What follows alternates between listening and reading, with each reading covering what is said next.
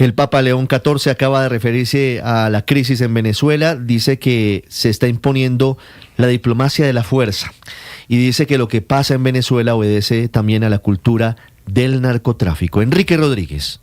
Diplomacia de la fuerza que dice el Papa León XIV está sustituyendo a la diplomacia del diálogo. Ha señalado que la guerra vuelve a estar de moda y el entusiasmo bélico se extiende y se ha roto el principio establecido tras la Segunda Guerra Mundial que prohibía a los países utilizar la fuerza para violar las fronteras ajenas. Se ha celebrado esta mañana una de las audiencias más importantes del año, la de la recepción al cuerpo diplomático acreditado ante la Santa Sede. Y allí se ha referido así a Venezuela. Deseo renovar mi vehemente llamamiento para que se busquen soluciones políticas pacíficas a la situación actual, teniendo presente el bien común de los pueblos y no la defensa de intereses partidistas. Esto es especialmente válido para Venezuela.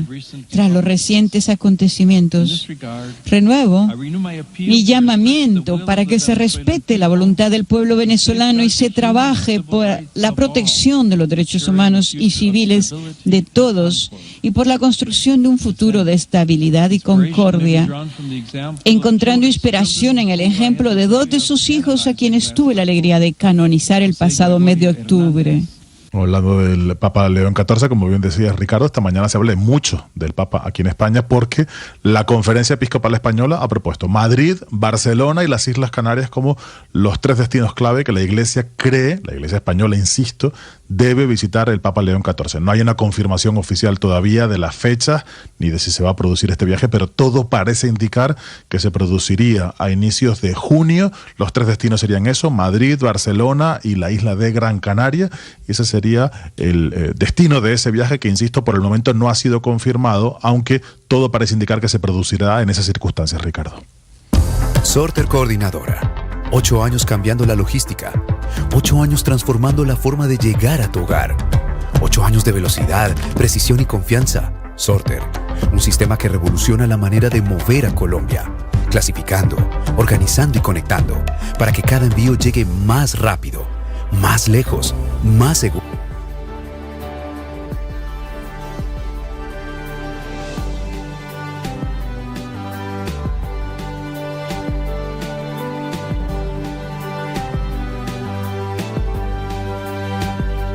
Santiago, en Caracas, ¿qué se espera para hoy en el proceso de liberación de los presos políticos en Venezuela? Pues se espera, Ricardo, que haya efectivamente la liberación anunciada el día de ayer por Jorge Rodríguez. Como hemos contado desde bien temprano, de los 806 presos políticos, solamente 8 han sido liberados hasta ahora, 4 españoles, Rocío San Miguel, Enrique Márquez Bello Pilieri y un funcionario militar, Larry Osorio. Son los confirmados hasta ahora, pero son 806 según el Foro Penal, es decir, para este momento aún hay en las cárceles venezolanas 798 presos políticos. Se espera que las liberaciones se concreten efectivamente hoy, no solamente en el Cebin Helicoide, que es la sede más importante que en Caracas, sino en cárceles como El Rodeo, como Yare, como Mari Pérez, como Plaza Venezuela, como el DG5, contra inteligencia militar, donde también entendemos que hay varios presos políticos. La información que se espera para hoy es que efectivamente se concrete en las próximas horas esta liberación pues importante de detenidos por razones políticas. Algunas ONG se atrevieron a decir que al menos 400 se espera que sean liberados. Ricardo. Santiago, gracias. El único delito de todas estas personas es haber sido críticos al régimen de Nicolás Maduro, haber levantado su voz o ser opositores o ser defensores de derechos humanos. Para una dictadura tan oprobiosa como la de Venezuela, defender los derechos humanos es un delito. Y por eso estaba detenida desde hace más de un año Rocío San Miguel, que se ha convertido en un símbolo de la lucha por la libertad en Venezuela. Rocío San Miguel es la directora de la ONG Justicia y Proceso y se había encargado de documentar las violaciones a los derechos humanos del régimen, principalmente en la frontera entre Colombia y Venezuela. Rocío San Miguel está en el grupo de personas liberadas en las últimas horas, entre otras cosas por cuenta de su doble nacionalidad, venezolana-española. La abogada de Rocío San Miguel es Teresly Malaver y nos atiende a esta hora. Doctora Malaver, buenos días. Hola, buenos días. ¿Cómo estás, Ricardo? Gracias por atendernos. ¿Cómo se produjo gracias el proceso? Por la oportunidad. Gracias por estar con nosotros. ¿Cómo se produjo el proceso para la liberación de Rocío San Miguel? Bueno, después que se anunciaron las liberaciones, las primeras personas que fueron puestas en libertad fue Rocío junto a 4 españoles más. Ella tiene doble nacionalidad y estos españoles eran de nacionalidad española únicamente. De esa forma, para nosotros fue una sorpresa. No la esperábamos. Siempre hay expectativas de libertad. Es increíble cuando se anuncia cualquier fecha, cualquier cosa. Nosotros pensábamos que en diciembre, bueno, para bajar un poco la presión que hay en el país, se iban a liberar algunos de los presos políticos. Siempre se ha hecho esa estrategia por parte del gobierno y bueno, después no los liberan, si los liberan. Es un juego de emociones allí que siempre hemos vivido con respecto a eso. En esta oportunidad se materializó, cosa que agradecemos a Dios de verdad, que se haya materializado la libertad de Rocío. Sufrió muchísimo esa detención, por demás injusta, como el resto de las detenciones. Yo siempre quiero aclarar una cosa. Aquí tenemos organizaciones que contabilizamos más de 1.200 presos políticos y con ocasión al llamado a libertad o el decreto de libertad expuesto por el presidente de la Asamblea Nacional, aumentó la cifra porque la gente dejó el miedo y empezaron a mandar a las distintas organizaciones de derechos humanos información de sus casos para que nosotros evaluáramos si son presos políticos. ¿Cuál o es no. la cifra? Entonces, ¿Cuál es la cifra que tienen ustedes hoy en su mano después de esto? Tenemos de ayer, o sea, nosotros, Justicia, Encuentro y Perdón, Comité de Liberación de los Presos Políticos, de familiares de presos políticos y mi organización que se llama Justicia y Proceso Venezuela, habíamos contabilizado hasta el día de ayer 1.200. Ya de allí que el gentío que ha llamado, que ha mandado sus expedientes, porque para nosotros incluirlo en esa lista, tenemos que ver acusación, conversar con los familiares, este tipo de cosas, es un poco rígido, ¿no?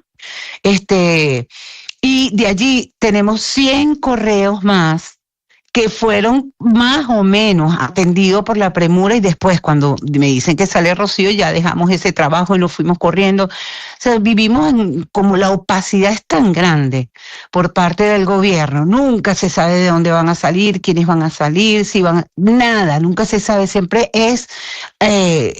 atendemos al pensamiento de cada quien y a la llamada. Te podrás imaginar el desorden, corriendo de una cárcel a otra.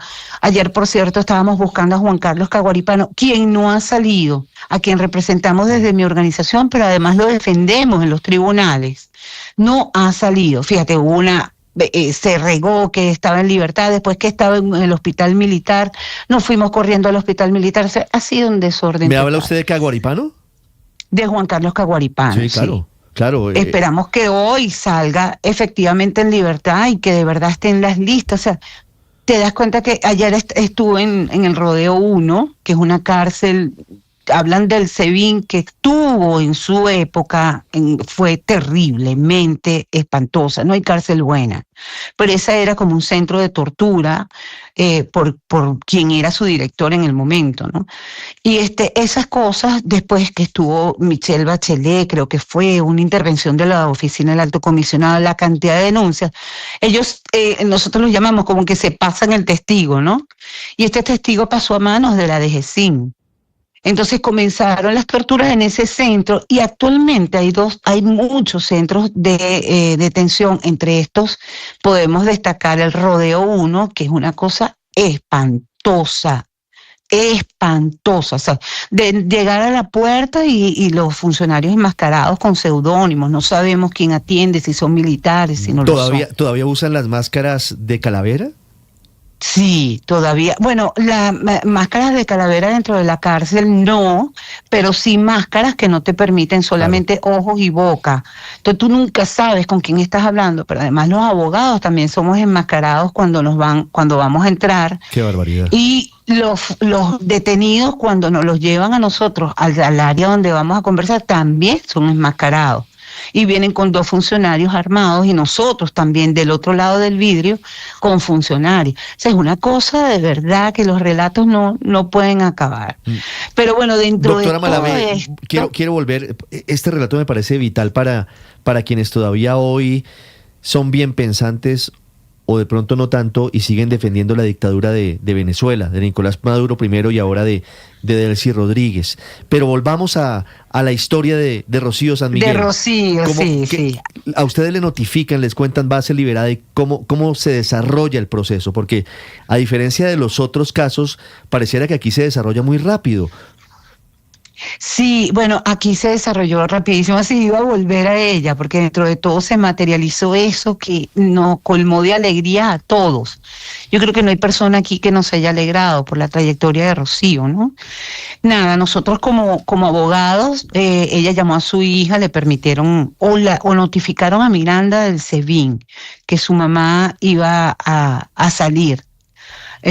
Como en la noche, nos notificaron a nosotros como abogado, ella como hija lo mantuvimos hasta que eso de verdad sucediera, y en la mañana pero a ustedes le notificaron el miércoles. Sí, pero no ninguna autoridad. Después que se lo notifican a su hija en la noche, su hija nos llama, que la autoridad quien notifique es a su hija. Sí. Con quien siempre hubo el contacto. Rocío permaneció aislada absolutamente durante casi 2 años. Rocío ¿Usted pudo visitarla? ¿Usted pudo verla en la cárcel? Nunca, jamás nos permitieron ni que designara abogado. Nosotros tenemos la designación ya en el tribunal y cada vez que nos íbamos a juramentar había un problema. Entonces, pero sin embargo nos mantuvimos allí tratando de juramentarnos, de correr, de hacer las cosas en representación en los organismos internacionales, haciendo cuestiones de carácter muy solapado, muy, muy bajo perfil, porque siempre esa fue la estrategia que nosotros quisimos utilizar. Funciona para algunos presos y para otros no. Y bueno, finalmente recibimos la llamada de Miranda tarde. Yo tengo un desfase con los días horrible, porque han pasado tantas cosas tan seguidos que parece que pasó el tiempo rapidísimo y no. Y amanecemos todos los días. Anoche amanecimos esperando libertades. Pero bueno, volvamos al tema. Rocío, entonces avisan y al día siguiente, ya en el aeropuerto, voy saliendo al aeropuerto, me dijo Miranda, ya en el aeropuerto sí hicimos una llamada, obviamente una llamada full emociones. Yo soy amiga de Rocío antes de todo esto. Nosotros, pues Juan Luis González Tahuaruco, su abogado, y yo, somos amigos con antelación, porque bueno, tenemos organizaciones de derechos humanos, pero yo soy amiga de Rocío antes desde de que me cuente de esta llamada, doctora Malavé, quiero preguntarle por el proceso, porque lo que usted nos cuenta es, ¿ella dónde estaba detenida? Perdóneme. En el SEBIN, siempre permaneció ella estaba en el SEBIN. ¿Y la trasladan del SEBIN directamente a Maiquetía para sacarla del país? No, ella estuvo en la Embajada de España. Entiendo que el embajador estuvo acompañándola todo este tiempo, y porque acuérdate que son otros españoles, ¿no? Entonces que están allí liberados con Rocío. Entonces, bueno, ellos harían su trámite, esos trámites los hace pasaporte, todo, que es la gente me pregunta mucho eso todo lo habilita el gobierno, uno ni sabe. Esos pasaportes aparecen y ya. Y bueno, la sacaron del país. En la forma como va a quedar el proceso, la vamos a conocer hoy, porque no nos hemos podido trasladar al tribunal. Desde que salió ella ayer hasta el día de hoy, pues no ha habido despacho. Salió en la tarde, ahorita los tribunales empiezan a las 8:30 de la mañana. Hoy sabremos en qué condiciones. Y es lo que tanto pedimos, libertad plena para todos los presos políticos. No tiene sentido, es como más tortuoso el hecho de que se tiene que estar presentando ante un tribunal semanal y te van a meter preso, no te van a meter preso, espérate aquí, párate allá, entrégame la... O sea, una tormenta espantosa. La gente termina huyendo de la supuesta justicia, del sistema de justicia, cuando son inocentes. Sí, abogada Malavé, pero discúlpeme que quisiera regresarla a la historia, al episodio de la llamada de Miranda, para que usted le comparta a los oyentes de Blue Radio detalles. ¿Quién la llama? ¿Cuánto dura la llamada? ¿Qué le dicen en ese momento? ¿Y por qué ustedes deciden mantenerlo en secreto? No, bueno, la llamada es realmente rápido. Mi mamá, Tere, Juan, mi mamá probablemente salga mañana, no puede ser, la emoción, la cosa, no sé qué. Ok, vamos a estar atentos. Bueno, nosotros siempre sostuvimos una estrategia de bajo perfil, porque esas cosas se deciden con los detenidos. Ellos son los que le dicen a uno, mira, Leo, vamos a elevar el tono, y eso todo siempre es a través de su hija, que era la única que la podía ver. Ella siempre se quiso mantener así. Ya el tono del caso lo subían desde otras organizaciones, sin nosotros hablar con nadie ni nada. Lo importante era abocarnos al proceso penal como tal, ¿no? A ver si se lograban cosas, porque en las primeras de cambio, aparte de que Rocío tenía toda su familia, su hija, sus hermanos, sometidos a un proceso. Entonces esto genera muchísimo miedo, bueno, porque se puede arremeter contra ellos, ¿no? Sí. Entonces eso fue lo que nos dio, y principalmente su hija, o sea, su hija. Eso fue lo que influyó para que nosotros mantuviéramos esto así y procurar que las presentaciones en el tribunal no fueran de Miranda y de todo su núcleo familiar, no fueran tan traumáticas. Claro, ese es el motivo. Una vez se concreta finalmente la liberación de Rocío, abogada Malavé, ¿qué pasa? ¿Cómo es el encuentro de ella con Miranda, con sus cuñados, con la familia que tiene en Venezuela y que finalmente la recibe, la espera después de salir del SEBIN? ¿Cómo la encuentran a ella? ¿Cómo es ese recibimiento? No. Ella fue trasladada a la embajada y después al aeropuerto. Yo no pude presenciar eso, ni tampoco pregunté, porque sé la emoción que ellos han debido haber tenido. Nos abocamos, fue como que al hecho de que estaba en libertad, de que estamos todos felices, o sea, pero no sé con detalle cómo fue el encuentro con su hija y ella en el aeropuerto y el papá de su hija. En el aeropuerto, no lo sé. Me imagino muy emotivo, ¿no? Sí, claro. Pero nosotros no tuvimos nunca acceso a ellos ni nos permitieron. Nosotros solamente nos informábamos estratégicamente por otros lados, con otra gente que entraba y de repente la pudieron ver de lejos, la viste, cómo está, ese tipo de cosas. ¿Y qué le dicen de cómo salió ella físicamente? Porque fueron casi 2 años en el SEBIN, privada de su libertad, sometida a tortura, sometida a tratos que usted nos ha narrado aquí. Físicamente, psicológicamente, ¿cómo está ella? ¿Cómo está Rocío? Bueno, lo que físicamente, bueno, se ve alguien que ha sufrido bastante, ¿no? Emocionalmente, lo que nos dijo, Rocío es de un carácter muy fuerte, es de temple. Entonces, lo que nos dijo, más bien era yo la que estaba como que con ganas de llorar así, me contuve justamente porque ella, como están, yo todavía estoy en shock, pero era esa forma así, yo todavía estoy en shock, les agradezco mucho, gracias, los quiero, ese tipo de conversación así, más de sentimiento, más humana que del proceso. Okay, ella va a revisar su salud, que está bien mermada en España. Y bueno, ella es española, tiene familia allá en España y su hermano, que es médico en España, la va a atender también. Eso fue lo que pudimos percibir. Hicimos 2 llamadas realmente cortas, ella preguntaba cosas allí, no sé qué, volvió a hablar con nosotros, nos agradeció que en lo adelante estuviéramos más pendientes del proceso que queda aquí vigente, porque lo repito, tal como le dije a Ricardo, los procesos quedan vigentes. Entonces, ¿de qué forma? Y hemos visto que lo sacan del país y lo dejan presentándose. Doctora Malavé, una pregunta sobre eso. ¿Hay algún tipo de prohibición para ellos frente a la posibilidad de conceder entrevistas o de hablar de su caso en los medios de comunicación? Aquí siempre la ha habido. O sea, su entorno familiar está presentándose ante el tribunal con medidas de prohibición de declarar ante los medios de comunicación. Eso sigue vigente. Lo único que ocurrió es que Rocío salió en libertad y se la llevaron a España, pero no ha ocurrido más nada. Tenemos que ir a ver el expediente para ver en qué condiciones le dieron la libertad. Pero el proceso de su familia sigue igualito en pie. Son libertades a media.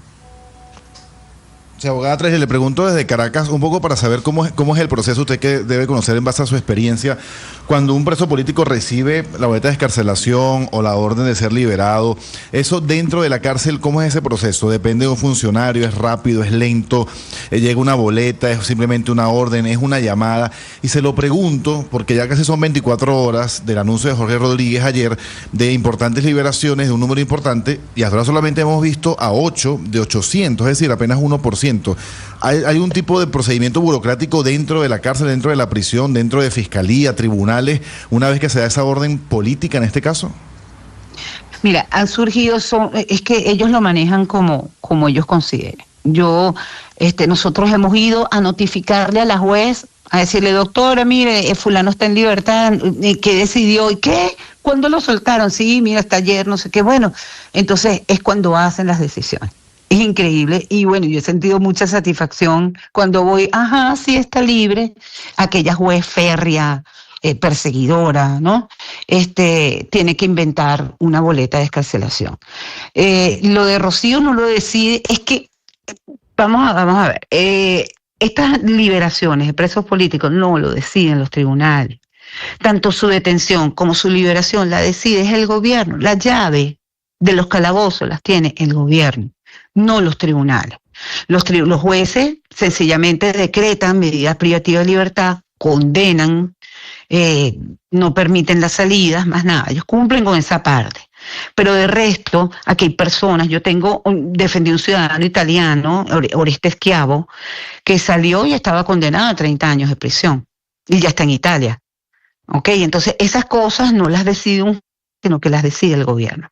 Hay otros casos en los que yo presumo que hoy le van a tratar de dar visos de legalidad a estas salidas, porque recibimos una llamada en la que nos dijeron que teníamos que estar. Yo la recibí de un abogado amigo, yo no he recibido llamadas de más nadie.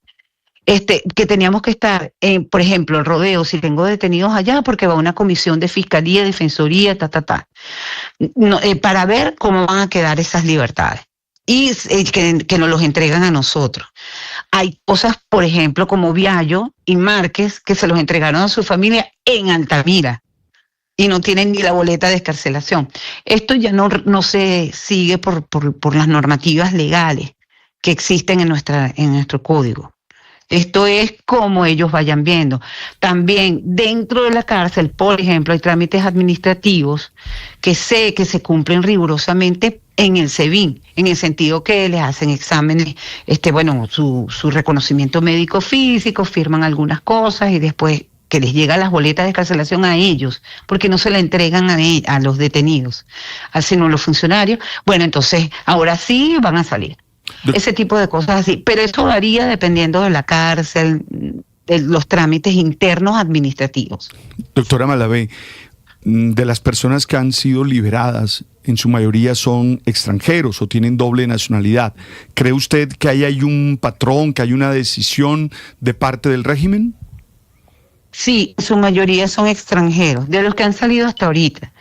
Han salido 5 españoles con Rocío, y 2 Viallo es venezolano, italiano, Enrique Márquez es venezolano, y salieron unos muchachos de Carabobo que estamos tratando de verificar quiénes son para sacarlos de la lista, pues. Hasta ahora han salido como 11 personas que se sepan, ¿ok? Porque hay gente que está aquí, por ejemplo, en comisarías, en pueblitos, en el interior del país y uno ni conoce. Al menos que ellos se acerquen y uno pueda hacer publicidad y hablar del sufrimiento y todo lo que les está pasando.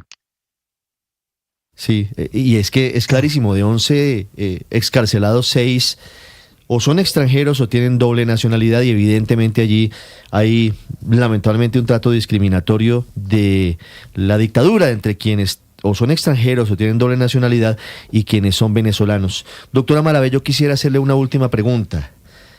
¿A Rocío San Miguel la obligaron al destierro? Es decir, ¿su liberación estuvo condicionada a que abandonara el país y se fuera a España?